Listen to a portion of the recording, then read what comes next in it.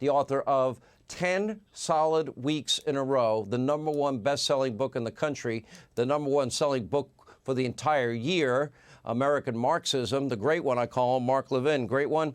I'll let you just take it from here, because I can't name a single thing Joe Biden is doing that's working. Maybe you can. No, I can't. Thank you, Sean. What's going on is American Marxism. We better call it what it is and what's going on here. But I want to talk about something specific that's illustrative of what's going on in this country. We have open borders that violates federal statutes. Nobody's holding any hearings on that because they don't care that Joe Biden's violating the law. Joe Biden has put in place critical race theory throughout this government, violates, in my view, the equal protection part of the 14th Amendment and the 1964 Civil Rights Act. This genderism, which violates the rights of little girls and women who participate in athletics and so forth. You can see how they're trying to legislate in secret. They keep talking about the so-called progressives and moderates working out a deal. The only people who are cut out is we, the people. We're not involved in this deal. They keep threatening the independence of the Supreme Court, of course.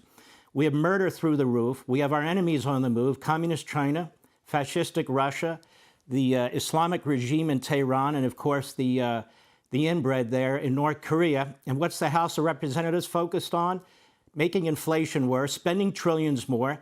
And then Nancy Pelosi has set up a little Soviet type of Politburo called this January 6th committee, in which she only allowed people on the committee who already decided that Donald Trump is guilty of something.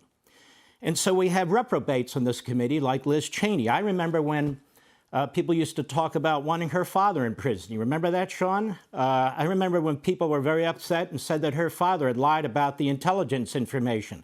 And I don't remember any special committee put together to investigate any of that.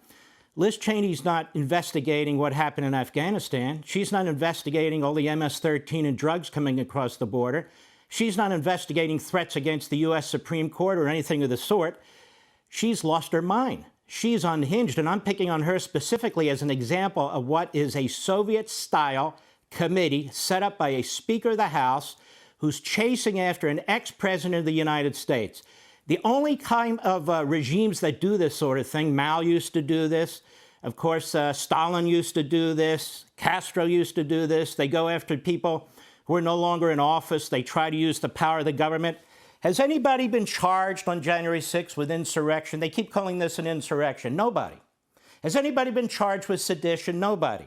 Has anybody been charged with treason? Nobody. So why do they keep calling it an insurrection? The only person killed on January 6th was an innocent protester who wasn't violent in the least. The FBI already said there was no plot. So what is this committee that Nancy Pelosi has put together? What is this committee actually doing? Well, it's the worst attack on our democracy in history. No, it's not. The greatest threat to our country is not what happened on January 6th. It's what happens every day, the Democrat Party and their surrogates and mouthpieces in the media. That's the worst attack on this country, our economic system, our representative governing system, and so forth. That's the greatest threat that we face.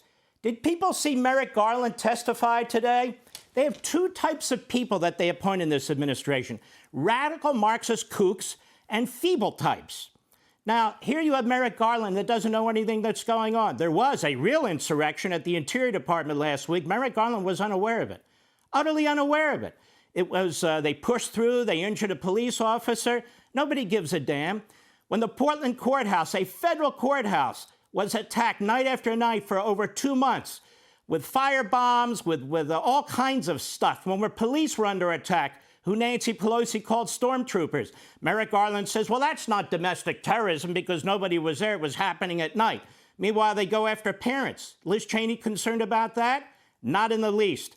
Now, we have a big problem in this country, ladies and gentlemen. We have a rogue presidency. We have a rogue Department of Justice. We have an out-of-control, Democrat-controlled House by 3 votes. The Democrat-controlled Senate, 50-50. By the luck of the Constitution, the vice president breaks the tie. And what do they want to do? What do they say they want to do? Fundamentally transform our economic system.